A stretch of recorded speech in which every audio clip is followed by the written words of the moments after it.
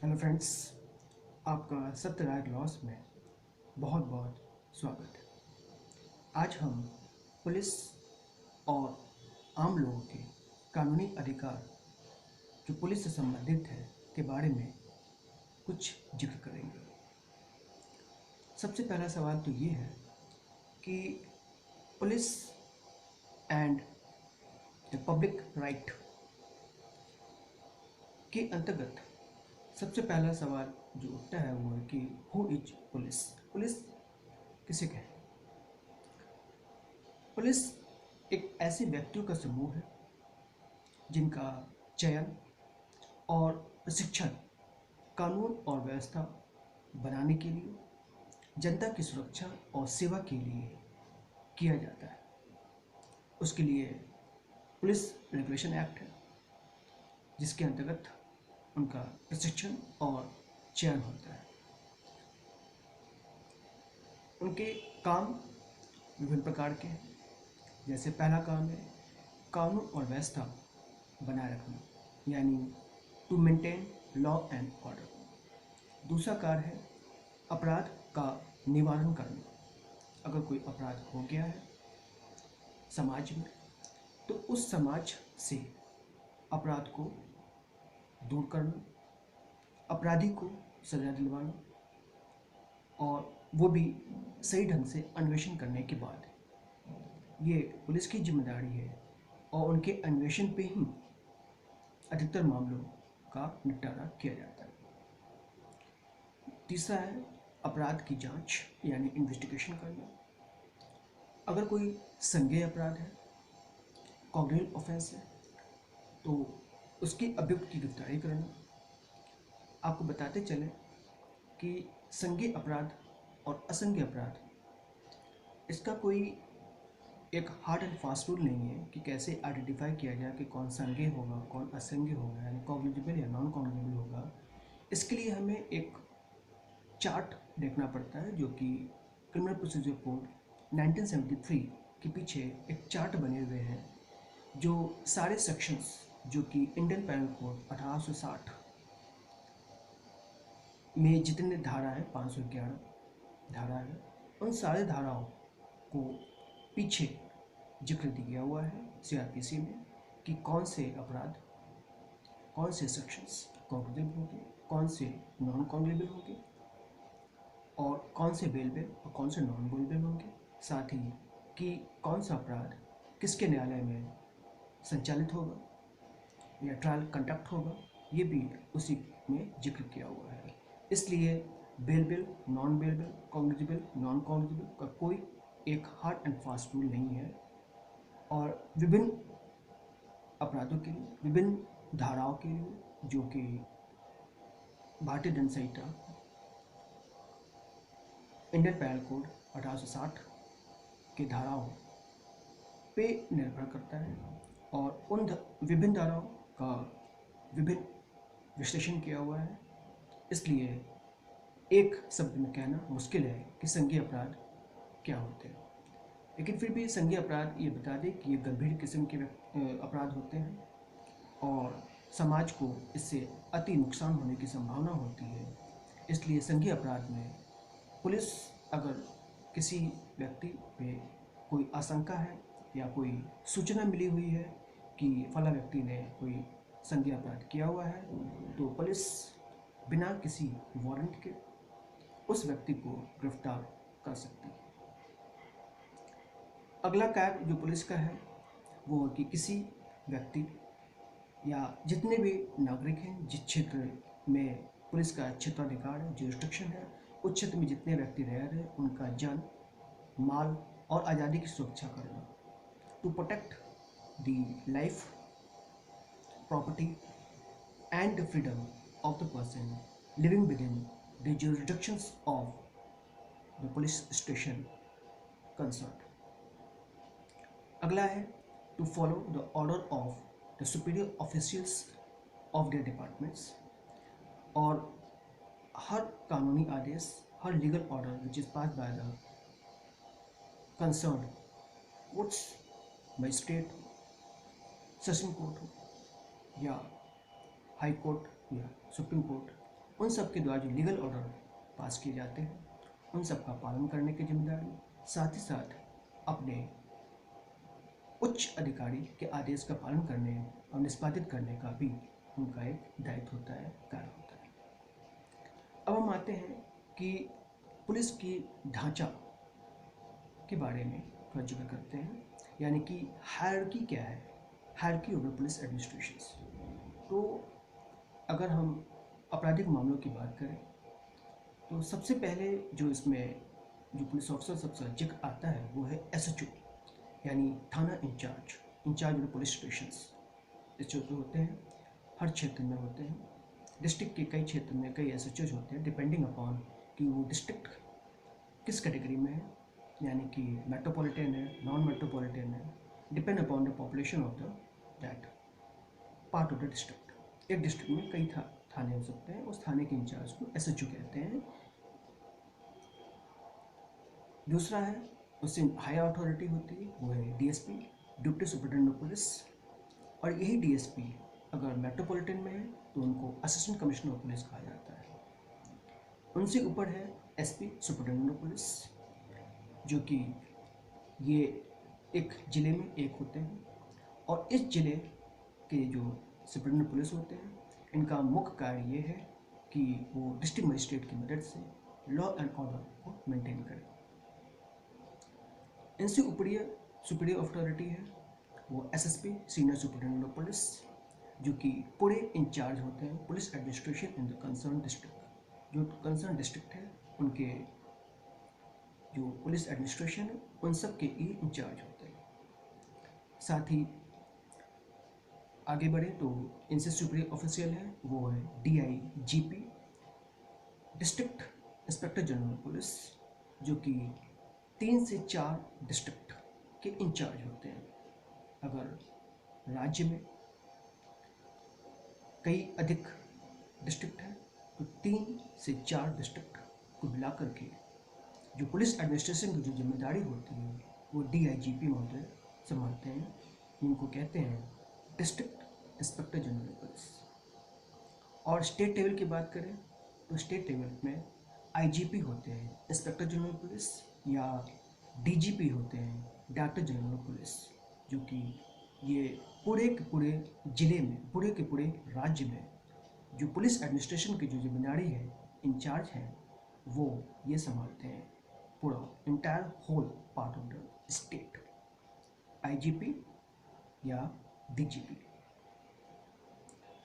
ये तो राज्यों की बात हुई। अगर हम संघ शासित राज्य की बात करें, यूनियन टेरिटरीज की बात करें, तो वहाँ की पुलिस एडमिनिस्ट्रेशन की जिम्मेदारी एक IGP महोदय के जिम्मे होता है, inspector general of police, that is appointed by the central government. Central government के द्वारा नियुक्त IGP के द्वारा ही सारा एडमिनिस्ट्रेशन की देखरेख होती है। अब हम आते हैं अपने क्रिमिनल प्रोसीजर पे कि आखिर पुलिस का योगदान कहाँ कहाँ पर है। तो पुलिस की जितनी भी एक्टिविटीज़ है, जो भी उनका कार्य क्षेत्र है related to the criminal matters, specially legal criminal matters, वो हमारे क्रिमिनल प्रोसीजर कोड 1973 में अलग अलग विभिन्न धाराओं में दी गई है। तो सबसे कॉमन जो धारा है वो है सेक्शन 154, यानी FIR, फर्स्ट इंफॉर्मेशन रिपोर्ट।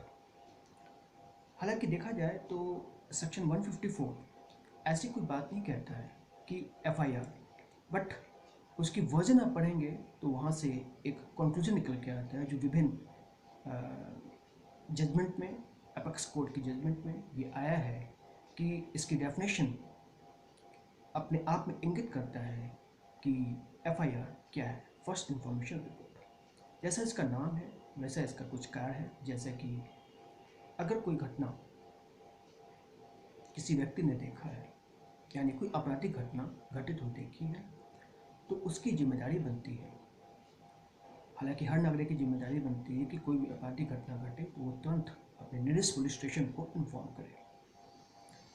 ये जिम्मेदारी अगर ऐसे व्यक्ति को होती है जिसने कोई घटना देखी है, कोई ऐसी आपराधिक घटना हुई है, उसको जानकारी है, तो वो अपने कंसर्न पुलिस स्टेशन में जा कर के, जिसे SHO कहते हैं, यानी इंचार्ज पुलिस स्टेशन को बताएगा कि हमने फलां फलां घटना देखी है, और वो पुलिस महोदय, इंचार्ज पुलिस स्टेशन, उनकी ड्यूटी बनती है कि जब कोई इन्फॉर्मेशन कोई अपराध की मिलती है तो वो तुरंत केस, एक डायरी मिलती है जिसे जनरल डायरी कहा जाता है या डेली केसेस लिस्ट कहा जाता है, कि वो उस डायरी में, जो कि सरकार द्वारा प्रबंध करा गया है, वो उस डायरी में उसे रिपोर्ट करेंगे, जिसे एप्टा भी कहा जाता है।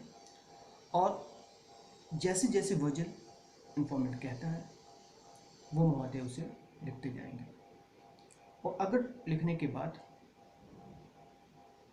इन्फॉर्मेंट को लगता है कि सही ढंग से नहीं लिखी गई है तो जो भी करेक्शन चाहे वो करवा सकता है। एफआईआर लिखने के बाद एक कॉपी, लिखित कॉपी, वो फ्री में इन्फॉर्मेंट को देता है, और पुलिस महोदय एक कॉपी मजिस्ट्रेट, कंसर्न मजिस्ट्रेट को भेज देते हैं, और खुद उस मैटर को इन्वेस्टिगेट करने के लिए चले जाते हैं। ये उनका दायित्व बनता है कि जैसे ही कोई एफआईआर दर्ज होती है तुरंत वो इन्वेस्टिगेशन करें, और उससे जो भी रिलेवेंट डॉक्यूमेंट हो, फैक्ट हो, जो भी रिलेवेंट मटेरियल उनको मिलता है, चाहे विटनेस के गवाह हो, चाहे अक्यूज्ड हो, तो वो उस स्पॉट पे जाएं जहाँ पर घटना की सूचना मिली हुई है, वहाँ पर वो डिस्कवर करें क्या क्या मिल सकता है, फिर इंक्वायरी करें, मैटर को ढूंढें, मटेरियल कलेक्ट करें, और आइडेंटिफाई करें किसने अपराध किया हुआ है, और हो सके तो अपराधी को गिरफ्तार करें। ये सब करने का काम पुलिस ऑफिसर को है, जिसे हम आईओ कहते हैं, इन्वेस्टिगेशन ऑफिसर, जिसकी जिम्मेदारी है कि वो एफआईआर के वर्जन को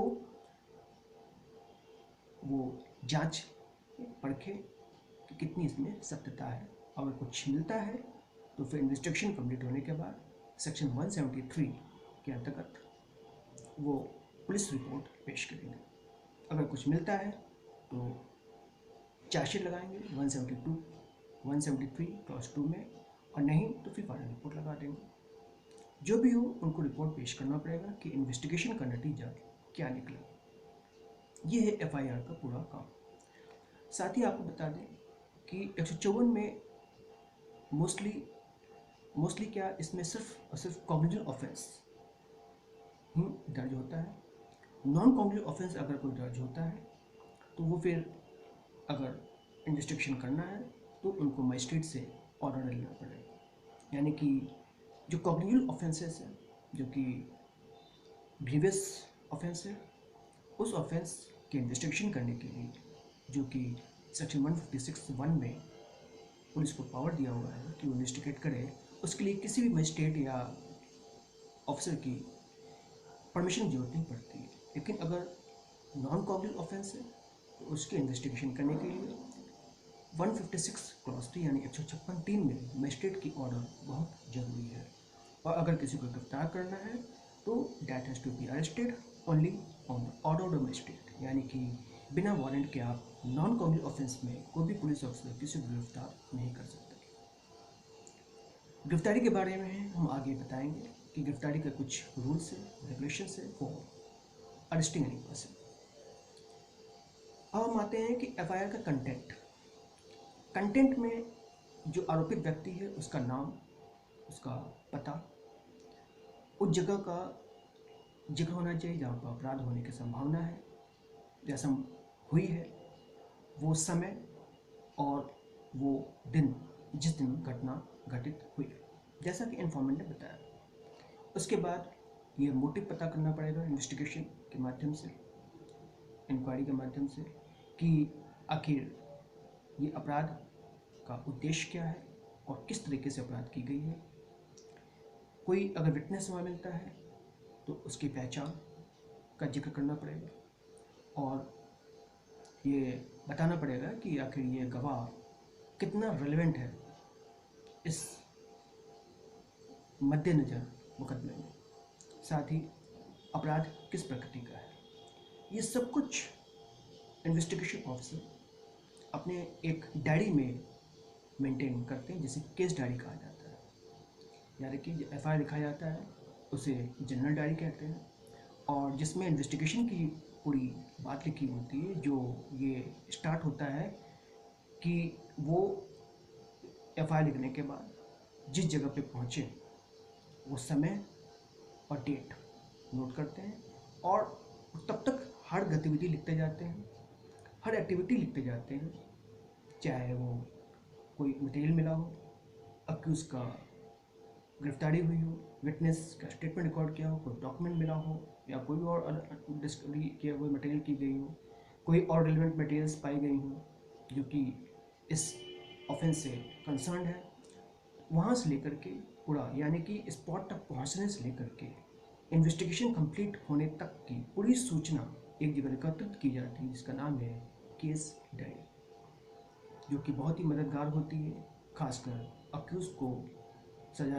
देने में, ये डिसाइड करने में, ये डिटरमाइन करने में कि क्या आरोपित व्यक्ति वास्तव में अपराध किया है या नहीं किया है। ये काफ़ी मदद करता है जब ट्रायल चल रहा होता है।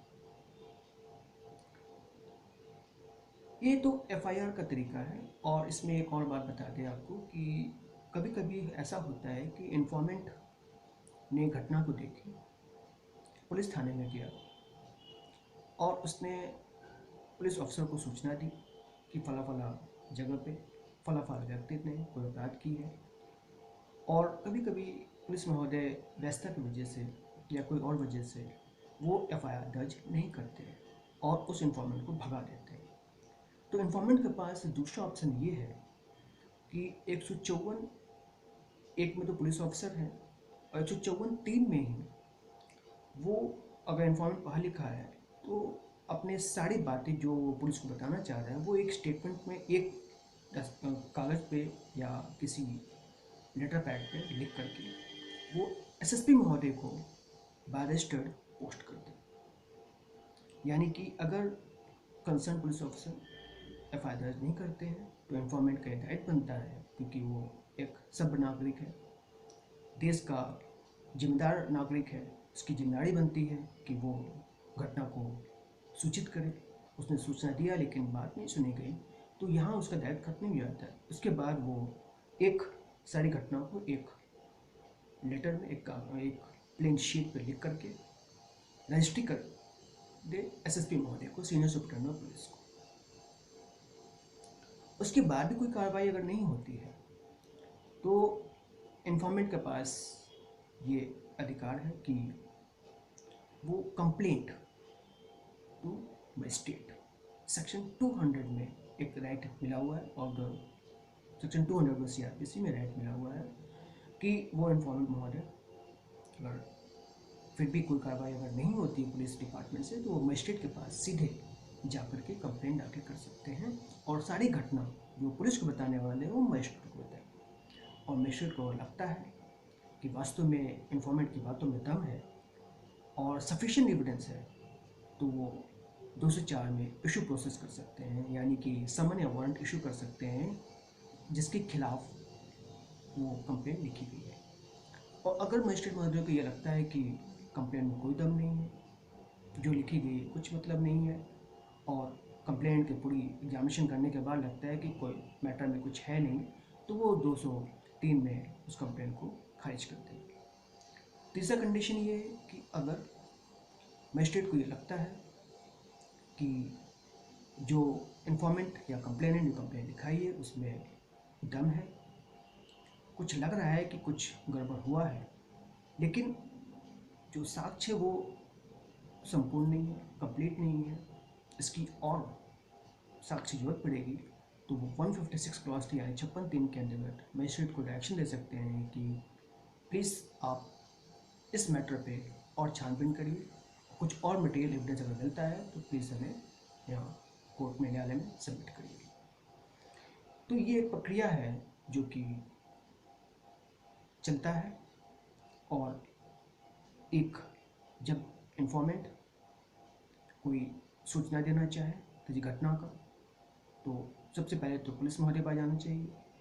पुलिस एडमिनिस्ट्रेशन अगर मदद नहीं कर रही तो मजिस्ट्रेट के पास जा कर के वो कंप्लेंट के तौर पे अपने बातों को कह सकता है, अपनी सूचना को दे सकता है, जिससे कि मजिस्ट्रेट उनके कंप्लेंट पे कोई लीगल प्रोसीडिंग स्टार्ट कर दे। याद रखिएगा कि जब भी आपराधिक मामले की शुरुआत होती है तो यही दो चरण है जिसके माध्यम से आपराधिक मामले शुरू होते हैं, या तो सेक्शन 154 के अंतर्गत या सेक्शन 200। तो अभी हमने देखा कि सीआरपीसी की दो धाराएं 154, 154 और section 200, this is a initiation. ये सेक्शन को आप कह सकते हैं initiation sections for starting any criminal trial और क्रिमिनल ऑफेंस की शुरुआत ये दो रास्तों से ही होता है। यानी कि आप दूसरी तरीके से कह सकते हैं कि यही दो माध्यम है जहाँ से क्रिमिनल केसेस का लिंक एग्जीक्यूटिव और जुडिशरी से होता है। यानी जहाँ पर पुलिस और पुलिस एडमिनिस्ट्रेशन और जुडिशरी का यहाँ पर तालमेल होता है, और यहीं से तालमेल से आगे हम आगे बढ़ते हैं और अभियुक्त को सजा दिलवाया जाता है, जिससे कि लॉ एंड ऑर्डर समाज में आराम से कायम रहे और हर लोग सुख शांति से रह सके। आगे हम बढ़ते हैं तो हम बात करते हैं लॉ रिलेटेड टू अरेस्ट, यानी कि अरेस्ट से संबंधित क्या कानून है। हमारे सर्वोच्च न्यायालय ने विभिन्न मुकदमों में केसों में कहा गया है कि पुलिस किसी व्यक्ति को अगर गिरफ्तार करती है तो वो बेसिकली दो प्रकार से गिरफ्तार करती है। एक तो ये देखती है कि क्या वो संज्ञेय अपराध है, और दूसरा क्या विदाउट वारंट हम अरेस्ट कर सकते हैं। तो जहाँ पर संज्ञेय अपराध की मामला है तो वहाँ तो पुलिस को पूरा अधिकार है कि वो बिना वारंट के ही वो किसी भी अभियुक्त को अरेस्ट कर सकते हैं। और दूसरा ये कि संज्ञेय अपराध न होते हुए भी कुछ ऐसे मामले हैं जो कि सेक्शन 41 धारा 41 ऑफ द सीआरपीसी बताता है कि पुलिस के पास ये पावर है कि बिना वारंट भी अन्य मामलों में जो संज्ञेय अपराध नहीं है वहाँ भी वो अभियुक्त व्यक्ति को अरेस्ट कर सकते हैं। इसी को देखते हुए हमारे सर्वोच्च न्यायालय ने एक रूल्स रेगुलेशन या नियम बनाया है कि भाई अगर कोई व्यक्ति ऐसा अपराध करता है जिसकी सज़ा 7 वर्ष से कम है, तो उन्होंने ये लॉ लेट डाउन किया है कि ऐसे व्यक्ति में को गिरफ्तार न किया जाए जब तक कि कोई अनइवन सर्कमस्टेंसेस या कोई ऐसा रीजनेबल ग्राउंड ना हो कि अभियुक्त वाला व्यक्ति या तो देश छोड़ के भाग जाएगा या पकड़ में नहीं आएगा, या कुछ ऐसा कुछ रीजनेबल ग्राउंड हो जिसकी वजह से गिरफ्तार करना बहुत ज़रूरी है। तो जब तक रीजनेबल ग्राउंड नहीं होता है तो उस व्यक्ति को जो जिस पर आरोप लगा है कि वो ऐसा अपराध किया जिसकी सज़ा 7 साल से कम है, वहाँ पर ये उच्च न्यायालय ने कहा है कि पुलिस लोगों को गिरफ्तार करने की ज़रूरत नहीं है। हाँ, अगर 7 साल से ऊपर की कोई सज़ा ऐसा कोई अपराध हुआ है तो वहाँ पर पुलिस आराम से गिरफ्तार कर सकती है। दूसरा नियम एक ये बनाया गया है कि अगर कोई ऐसी सूचना मिलती है जो शक, एक रीजनेबल ग्राउंड, रीजनेबल एप्रीहेंशन है, एक आशंका है कि इसने कहीं ना कहीं संज्ञेय अपराध की हुई है किसी आरोपित व्यक्ति ने, तो ऐसे शक का कोई रीजनेबल ग्राउंड है, तर्कपूर्ण आधार है, तो वहाँ पे गिरफ्तारी हो सकती है। और साथ में आपको ये बताते चले कि कुछ ऐसे भी ग्राउंड है जहाँ पर संज्ञेय अपराध न होने के बाद भी पुलिस बिना वारंट के किसी व्यक्ति को अरेस्ट कर सकती है। जैसे कि अभियुक्त पर सबसे पहले मैंने बताया कि संज्ञेय अपयोग का एक ठोस कोई आधार है, कोई जानकारी मिली हुई है, या अपराधी को शामिल होने का ठोस कोई आधार मिली हुई है, और उसके खिलाफ कोई क्रेडिबल एविडेंस अगर मिलता है तो पुलिस महोदय गिरफ्तार कर सकते हैं। अभियुक्त पर ये सेंध लगाने का औजार मिलता है, यानी बगली करने की कुछ औजार मिलते हैं, और पूछने पर वो कोई ऐसा रीजनेबल आंसर नहीं दे पाता है, यानी कि जो इंस्ट्रूमेंट्स मिले हैं वो बगलरी that can't be expressed by the holder of that instrument, that why he is having such kinds of instruments. कोई रीजनेबल ग्राउंड नहीं देने पे भी गिरफ्तार किया जाता है। नेक्स्ट है कि अभियुक्त के पास चोरी से संबंधित माल खरीद फरोख्त करने का चीज़ें पाई जाती हैं, यानी चोरी करने की चीज़ें या वस्तुएं उसके पास ही पाई जाती हैं, जिसमें वो डीलिंग करता है, यानी कि he deals with all kinds of stolen goods and articles. वहाँ कर सकते हैं वो या तो पुलिस कस्टडी या जुडिशियल कस्टडी से भागा हुआ व्यक्ति है, या प्रोक्लेम्ड ऑफेंडर है, सेना से भगौड़ा हुआ व्यक्ति है, या वो छोड़ा गया अपराधी है लेकिन उसे फिर कानून तोड़ दिया है, इस वजह से फिर गिरफ्तार करना जरूरी है। उसका आचरण संदेहास्पद है, यानी चाल चलन ठीक नहीं है, और आदतन उसे अपराध करने की आदत है, यानी हैबिचुअल ऑफेंडर है। उस पर असंज्ञेय अभियोग यानी नॉन कॉग्निटिव ऑफेंस का आरोप है, और जब उससे नाम पता पूछा जाता है तो नाम पता बताता नहीं है, और जो बताता है वो गलत बताता है। तो याद रखिए कि पुलिस के पास ये भी अधिकार है नॉन कॉग्निटिव ऑफेंस यानी असंज्ञेय अपराध में भी गिरफ्तार कर सकती है, अगर पुलिस आपसे आपका नाम पता पूछती है और नाम पता वो आरोपित व्यक्ति नहीं बताता है या बताता है तो गलत पाया जाता है, तो ऐसे में भी पुलिस उसे अरेस्ट कर सकती है। That's it. और भी कई ग्राउंड है, लेकिन एक मोटा मोटी जानकारी मैंने इस माध्यम से वीडियोस के माध्यम से देना चाह रहा हूँ। इसके बाद आते हैं वारंट। वारंट क्या है?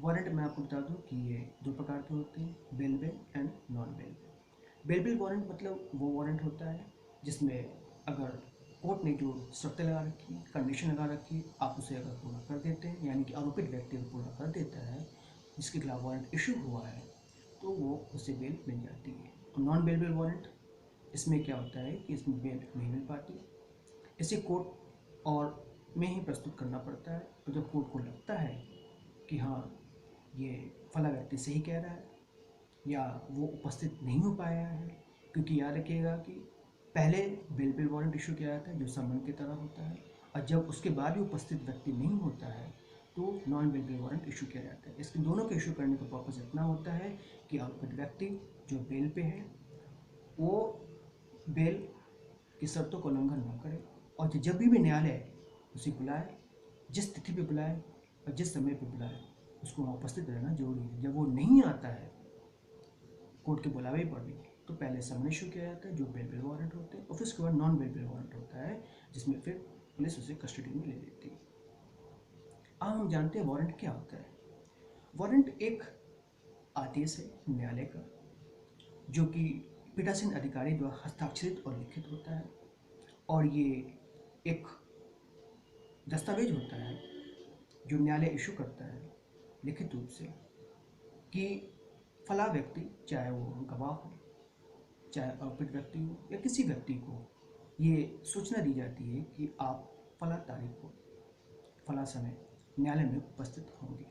इसी को कहते हैं वारंट, यानी कि कोर्ट ऑर्डर, या यूँ कह लीजिए कि वारंट, और सिंपल भाषा में बात किया जाए तो न्यायालय की तरफ से निमंत्रण दिया जाता है उस अभियुक्त को कि आप फला तारीख को उपस्थित रहें, अन्यथा आपके खिलाफ कोई भी न्यायिक कार्रवाई शुरू की जा सकती है।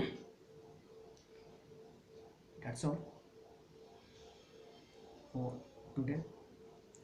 अगले वीडियो में हम ये जिक्र करेंगे कि जो अभियुक्त है उसके क्या क्या अधिकार हैं, और अगर वो अरेस्ट हो गया है तो उससे संबंधित, बेल से संबंधित क्या क्या कानून है जो जो आरोपित व्यक्ति है उसके पक्ष में है।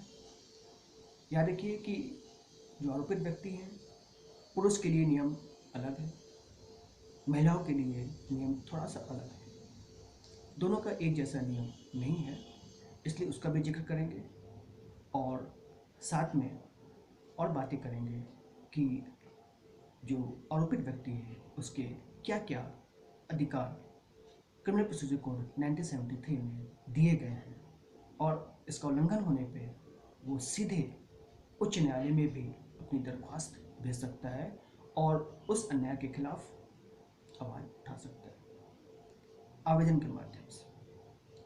Thank you for watching this video. Keep watching this video and पसंद आए तो लाइक करिए, सब्सक्राइब करिए, जिससे कि आपको अगली वीडियो की सूचना वक्त पर मिलेगी। Thank you. जय हिंद, जय भारत।